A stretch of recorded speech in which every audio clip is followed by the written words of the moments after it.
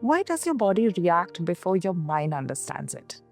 Have you ever reacted strongly to something and later wondered, why did I even respond like that? A small comment from a colleague feels like criticism. A delayed message feels like rejection. A mistake can feel like failure. And logically, you know it, you shouldn't feel that intense, but your body reacts anyways. And that reaction often comes from something called subconscious stress imprints. These are the patterns created during early conditioning that still influence how we think, feel, and respond today. So, how do these stress imprints are formed? So, when we are children, our nervous system is still developing. We learn about safety, belonging, approval, and not through logic, but through emotional experiences. It's an experiential journey, it's an experiential learning. So let me give you an example. A child who was frequently conditioned, like if I make mistakes, I'll lose love. A child who had to be responsible very early may learn my value comes from holding everything together. And these experiences create what psychologists call emotional imprints. The brain stores them as protective patterns. So later in life, when a situation even slightly resembles those early experiences, the nervous system reacts automatically. Not because the present situation is dangerous, but because the body remembers something from the past. The nervous system remembers what the mind may have forgotten. So, how these imprints show up in adult life? Your subconscious stress imprints influence many parts of adult life. They show up in relationships, career, business, work, finances. Someone may become overtly accommodating because conflict once felt unsafe.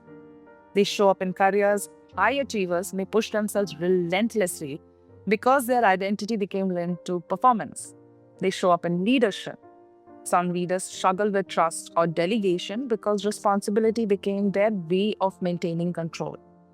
And sometimes these patterns appear as anxiety, overthinking, or even emotional exhaustion.